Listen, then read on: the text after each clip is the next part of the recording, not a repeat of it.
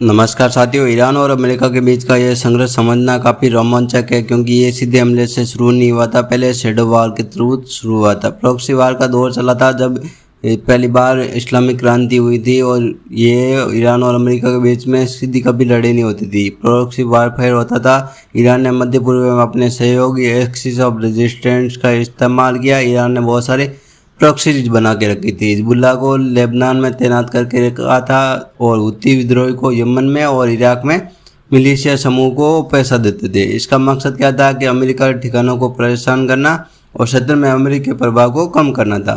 2024 और 25 के बीच जो लाल सागर में जहाज़ों पर हुतियों के हमले हुए और इराक में अमेरिकी बेस टावर 20 पर ड्रोन हमला हुआ, ये इस चीज़ का सबूत है। डायरेक्ट वार तक पहुंचने की क्या सिचुएशन आई? प्रॉक्सी वार से सीधा वार 2025-26 के आस पहुंचा। इजराइल हमास युद्ध का विस्तार तब हुआ जब अमेरिका ने इजराइल को खुलकर सैन्य मदद दी, तो ईरान की प्रॉक्सी सेनाओं ने हमलों की तीव्रता बढ़ा दी। अमेरिका ने जवाबी कार्रवाई में सीधे ईरान के साथ लड़ाई करने के बहाने IRGC, जो कि कमांडरों का ग्रुप है, उसको बहुत सारे को नुकसान पहुंचाया। इसके अलावा उन्होंने दमिश्क एम्बेसी पर हमला किया। प्रॉक्सी से डायरेक्ट वार पहुंचने के पीछे 2024 का अंत और 2026 की शुरुआत के बीच में हुआ। ईरान के राजनीतिक ठिकानों पर हमले हुए और ईरान ने अपनी धरती पर सीधे इजराइल और अमेरिकी हितों पर मिसाइलें दाग दी। इसके आप सबूत देखना चाहें तो आप ये देख सकते हैं कि फरवरी 2026 में ईरान के नतांज परमाणु केंद्र बयानी अड्डों पर अमेरिकी और इजरायली मिसाइलों को गिरने के बाद गड्ढे और बर्बादी हो गई थी। बैलिस्टिक मिसाइलें भी मिली थी, फतेह और खैबर जैसी, जिसकी वजह से ये कन्फर्म हो जाता है कि जो इजराइल पर वर्षा की गई वो किसके द्वारा की थी? डायरेक्ट ईरान ने, ना कि प्रॉक्सी ने।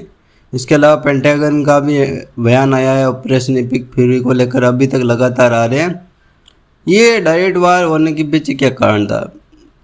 अमेरिका और ईरान के बीच पहले मध्यस्थ की भूमिका निभा रहे थे, प्रॉक्सीज के थ्रू लड़ रहे थे, तब तक चल रहा था। लेकिन जब से डायरेक्ट एपिक फ्यूरी एक्शन चालू किया, उसके बाद अमेरिका ने ईरान के भीतर घुसकर स्ट्राइक कर दी, तो जो डर था उनका वो ख़त्म हो गया, और उन्होंने अपने संप्रभुता का उल्लंघन मान के लड़ाई को और बढ़ा दिया। उनके बाद एक बेनिफिट उनको और मिल गया कि उन्होंने हॉर्मुज़ की नाकाबंदी कर दी, जिसकी वजह से बहुत ज़्यादा नुकसान देखने को मिला अरब देशों को। और होता क्या है, अमेरिका ईरान पे हमला करता है, ईरान वापस घुस के अरब देशों पे हमला करता है। कुल मिला के दोनों साइड में इस्लामिक देशों को नुकसान पहुंचता है, और इसके अलावा एक काम हो जाता है, इस युद्ध से लंबा खींचता है अमेरिका को फ़ायदा है, क्योंकि एक तो इजराइल भी उनसे हथियार खरीदेगा, दूसरा अरब देश भी उससे हथियार खरीदेगा। कुल मिला के हथियार अच्छा खासा बिकेगा। आपका क्या ओपिनियन है? कमेंट सेक्शन में बताइए।